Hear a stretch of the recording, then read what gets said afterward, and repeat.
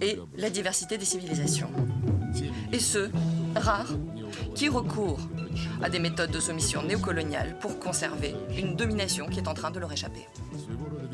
La carte de visite du collectif occidental est depuis longtemps le rejet du principe de l'égalité des droits et une incapacité totale à négocier.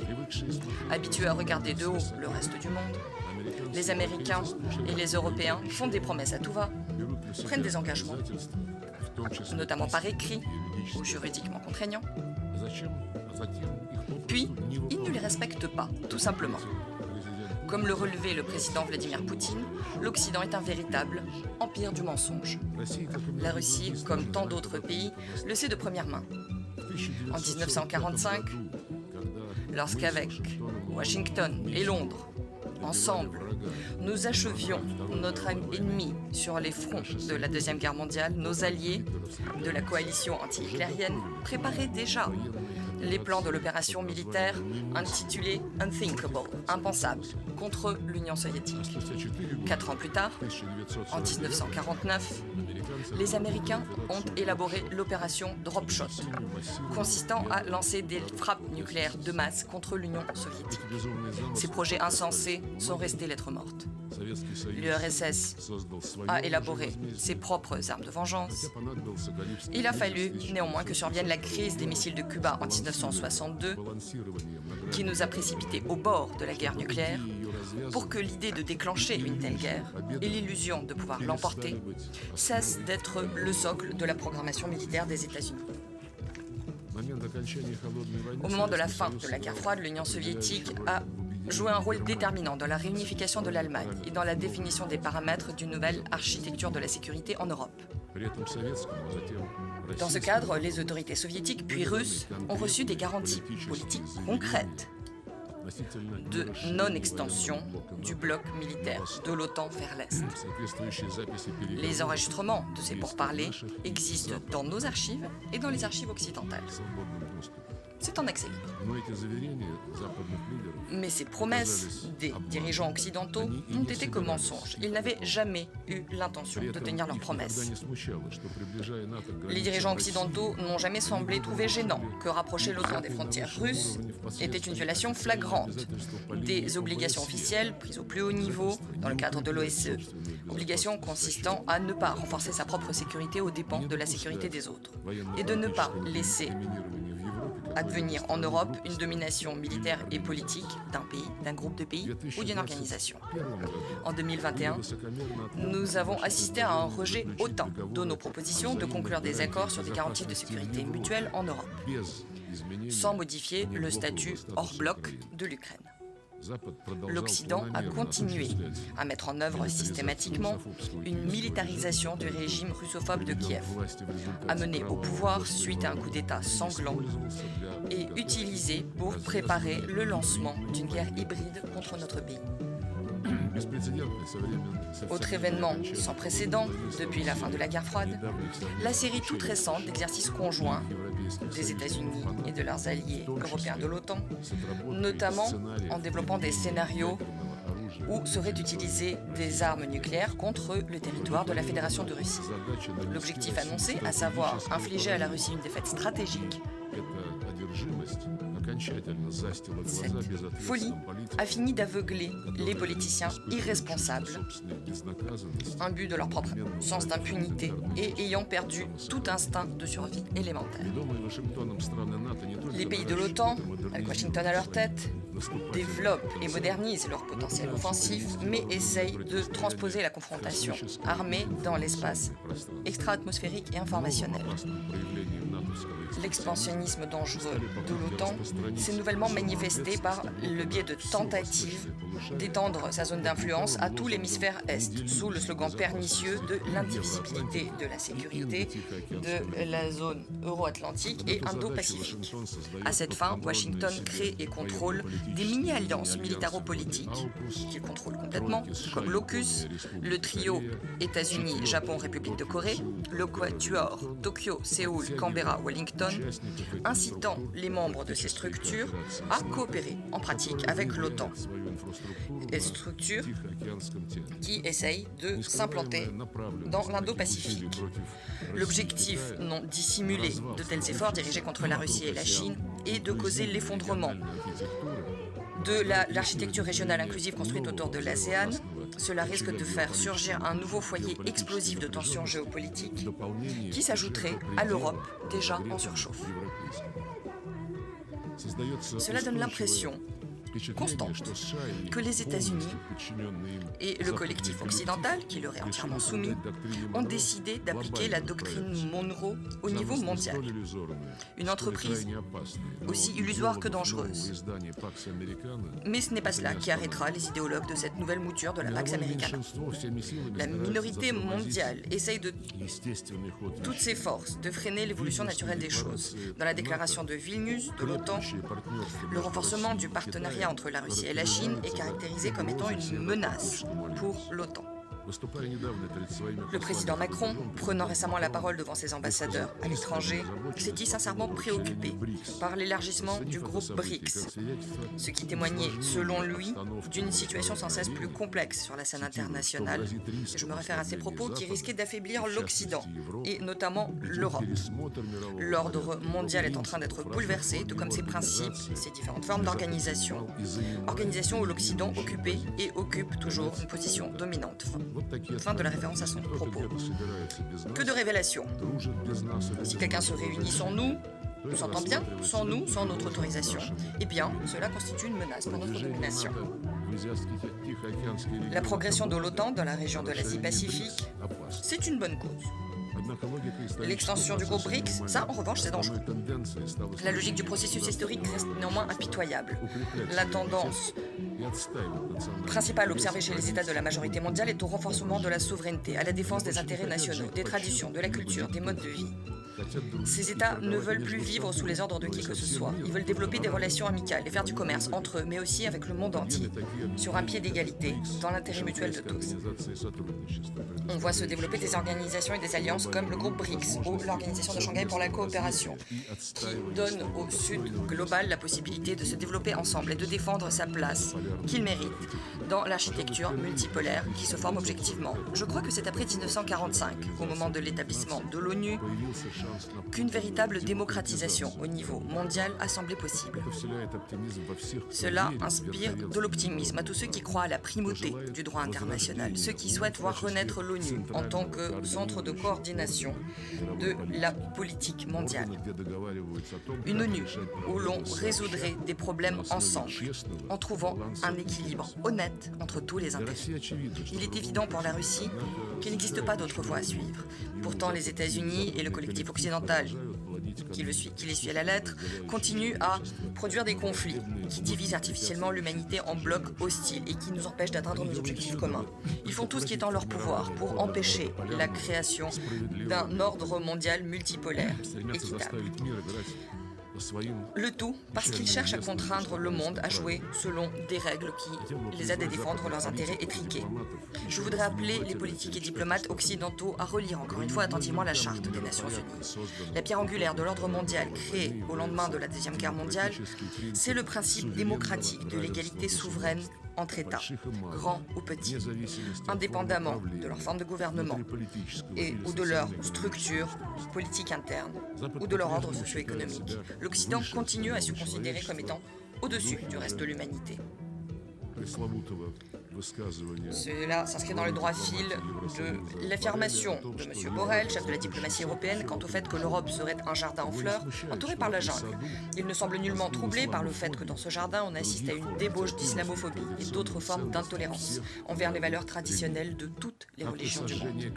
Les autodafés du Coran, les affronts contre la Torah, la persécution des serviteurs du culte orthodoxe, tant d'autres actes consistant à bafouer les sentiments des croyants sont devenus choses courantes en Europe. Une autre violation grossière du principe de l'égalité souveraine des États et le recours par l'Occident à des mesures coercitives unilatérales. Dans les pays victimes de ces sanctions illégitimes, et il y en a de plus en plus, on sait bien que ces restrictions portent atteinte en premier lieu aux droits des plus vulnérables.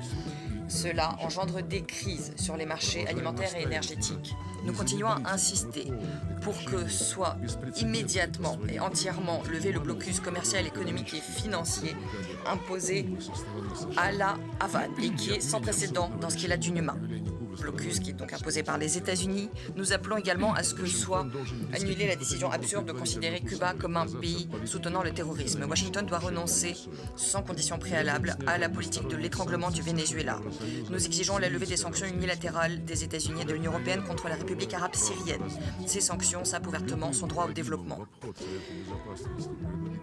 Toute mesure coercitive appliquée en dehors du Conseil de sécurité de l'ONU doit prendre fin, tout comme doit prendre fin la pratique de l'Occident consistant à manipuler la politique de sanctions du Conseil pour exercer des pressions sur ceux qui lui déplairaient. L'égoïsme de la majorité occidentale se manifeste par des tentatives d'ukrainiser l'ordre du jour des discussions internationales, repoussant au second plan toute une série de conflits et de crises régionales non réglées, dont certains perdurent depuis des années, voire des décennies. Une normalisation complète de la situation au Proche-Orient sera impossible sans résolution de la question principale, à savoir le règlement du conflit prolongé israélo-palestinien, en s'appuyant sur les résolutions de l'ONU et sur l'initiative de paix arabe proposée par l'Arabie saoudite. Les Palestiniens, depuis plus de 70 ans, attendent cet État qui leur a été promis en grande pompe. Mais les Américains, qui monopolisent le processus de médiation, font tout pour que cela ne se produise pas. Nous appelons tous les pays ayant le sens des responsabilités à s'unir dans leurs efforts pour créer des conditions qui permettront une reprise des pourparlers directs sur la question israélo-palestinienne. Nous nous réjouissons du fait que la Ligue des États arabes retrouve un second souffle, jouant un rôle dans la région. Nous nous félicitons du retour de la République arabe syrienne dans la famille arabe, qui a également lancé un processus de normalisation entre Damas et Ankara, processus que nous essayons d'appuyer avec nos collègues iraniens. Il s'agit d'avancées positives qui viennent renforcer les efforts du format d'Astana pour régler la situation en Syrie en se fondant sur la résolution 2254 du Conseil de sécurité et ayant pour objectif de rétablir la souveraineté de la République arabe syrienne. Nous espérons qu'avec le concours de l'ONU, les Libyens pourront préparer comme il se doit les élections générales dans leur pays qui a tant souffert et qui, depuis plus de 10 ans, ne parvient pas à se remettre des conséquences de l'agression lancée par l'OTAN, qui a anéanti l'État libyen et ouvert les vannes permettant la diffusion du terrorisme dans la région du Sahara et du Sahel, engendrant également des vagues de migrants illégaux vers l'Europe et d'autres régions du monde. Les analystes le relèvent. Dès que Muammar Kadhafi a renoncé à son programme nucléaire militaire, il a été éliminé. L'Occident a ainsi gravement mis en péril tout le régime de non-prolifération nucléaire.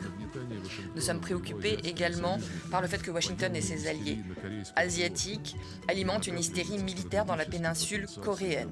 On y voit s'accumuler le potentiel stratégique des États-Unis. Les initiatives russo-chinoises proposant de considérer en priorité les problèmes humanitaires et politiques sont quant à elles rejetées.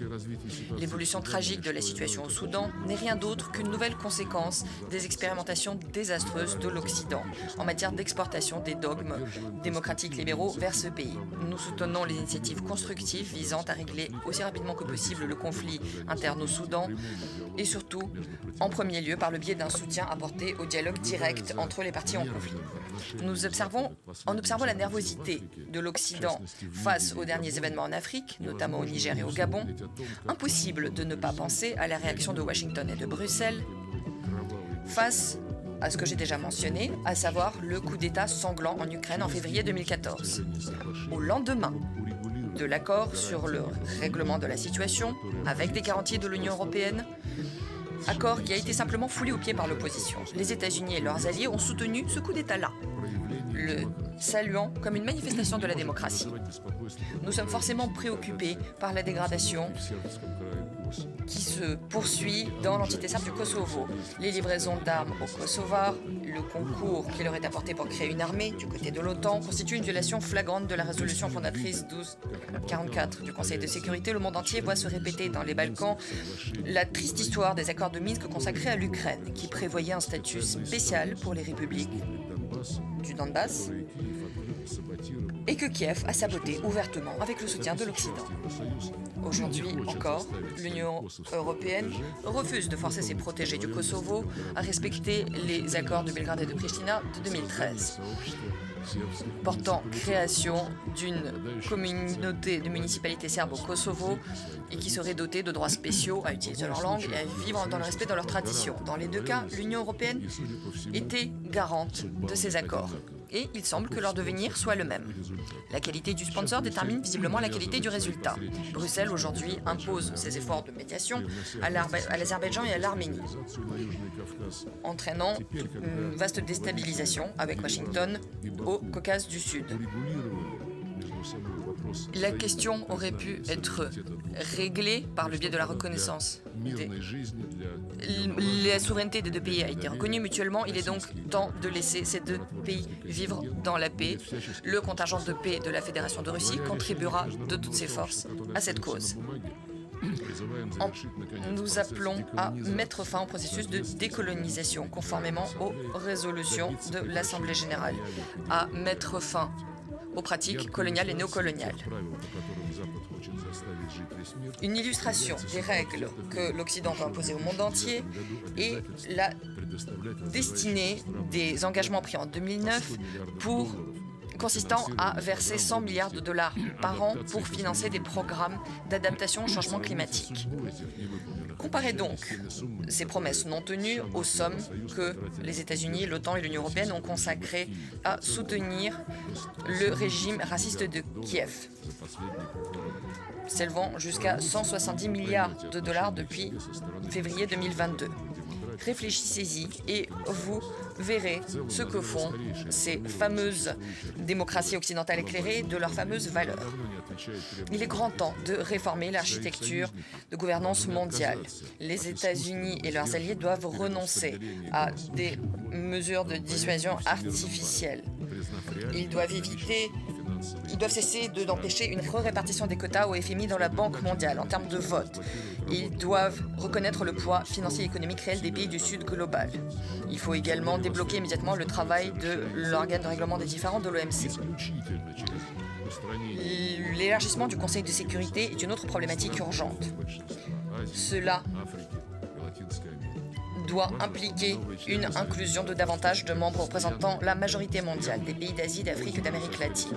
Il est essentiel que les nouveaux membres du Conseil, permanents comme non permanents, puissent jouir d'une autorité dans leur région et dans les organisations de portée mondiale, telles que le mouvement des non-alignés, le groupe des 77 et l'Organisation islamique de coopération islamique. Il est temps de songer également à des méthodes plus justes au sein du secrétariat de l'ONU.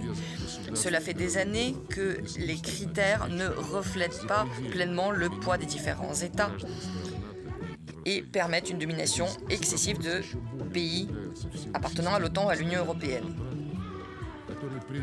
Les systèmes de contrats permanents offerts rattachent les détenteurs de ces contrats aux sièges qui sont pour la plupart installés dans des capitales appliquant la politique de l'Occident. Il faut soutenir la réforme de l'ONU. Il faut respecter à cette fin, l'équilibre des intérêts. Le groupe BRICS, qui a étendu son autorité suite au sommet de Johannesburg, compte jouer un rôle car il a largement étendu son influence au niveau mondial. Au niveau régional, on observe une renaissance d'organisations telles que l'Union africaine, la CELAC, la Ligue des États arabes, le Conseil de coopération du Golfe et d'autres structures. Dans la zone d'Eurasie, on voit se développer l'harmonisation des processus d'intégration dans le cadre de l'Organisation de Shanghai pour la coopération, de l'ASEAN, de l'Organisation du traité de sécurité collective, de la Communauté eurasienne économique, de la CEI, du projet chinois, une ceinture, une voie. On voit se former un vaste partenariat eurasiatique qui est ouvert aux pays de notre continent commun, sans exception. Ces tendances positives sont contredites par des tentatives de plus en plus agressives de l'Occident de conserver sa domination dans la politique mondiale, dans l'économie et dans les domaines financiers. Or, il va de l'intérêt de chacun d'éviter la fragmentation du monde et l'isolement, la division en blocs et en macro-régions. Mais si les États-Unis et leurs alliés refusent de se mettre d'accord sur la transformation de ces processus en processus équitables, où l'on travaillerait sur un pied d'égalité, alors les autres peuvent en tirer les conclusions et songer à des mesures qui permettront d'obliger les autres à tenir compte de leurs perspectives, de leur développement socio-économique et technologique, en s'opposant aux instincts néocoloniaux d'anciennes métropoles. Le problème principal en Occident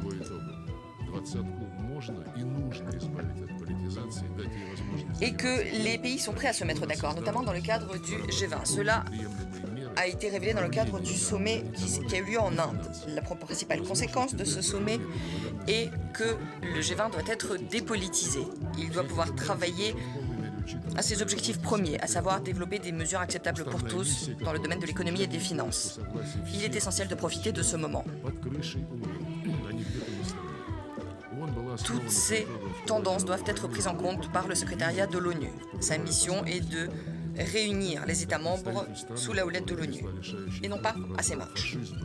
L'ONU a été fondée au lendemain de la Deuxième Guerre mondiale, et toute tentative de revoir le bilan de cette guerre sape le travail de l'Organisation des Nations Unies. En tant que représentant d'un pays qui a contribué de manière significative à la défaite du nazisme et du militarisme japonais, je voudrais attirer votre attention sur ce point, et sur des points tels que la réhabilitation des nazis ou des collabos dans différents pays d'Europe, et en premier lieu en Ukraine et dans les pays baltes. Ce qui nous interpelle, c'est que l'année dernière, parmi les pays à avoir voté contre la résolution de l'Assemblée générale sur l'inadmissibilité de la glorification du nazisme, on a pour la première fois retrouvé l'Allemagne, l'Italie et le Japon. Cette triste réalité fait planer le doute sur la sincérité du repentir des États mentionnés pour les crimes contre l'humanité à grande échelle commis au cours de la Deuxième Guerre mondiale.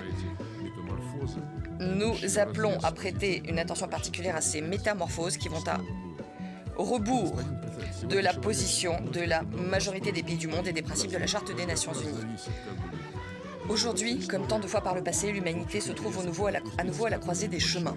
Le déroulement de l'histoire dépend de nous seuls. Il est dans l'intérêt de tous de ne pas nous laisser nous précipiter dans une grande guerre, de ne pas laisser démolir entièrement une architecture et des mécanismes bâtis par des décennies de collaboration au niveau international. Le secrétaire général a proposé une initiative pour organiser l'année prochaine le sommet de l'avenir. Le succès de cette manifestation dépendra de la capacité à tenir des intérêts de tous les États membres et de la capacité à respecter le caractère intergouvernemental de l'organisation. Dans le cadre de notre rencontre du 21 septembre, au sein du groupe des Amis pour la défense de la Charte des Nations Unies, nous nous sommes mis d'accord pour soutenir activement un tel résultat. Comme l'a dit M. Guterres lors d'une conférence de presse toute récente, si nous voulons la paix et la prospérité fondées sur l'égalité et la solidarité, alors les dirigeants ont la responsabilité toute particulière de parvenir à un compromis pour créer un avenir meilleur pour le bien commun. C'est une bonne réponse à ceux qui essayent de diviser le monde en démocratie et autocratie et qui cherchent à dicter à tous ces règles néocoloniales. Je vous remercie de votre attention.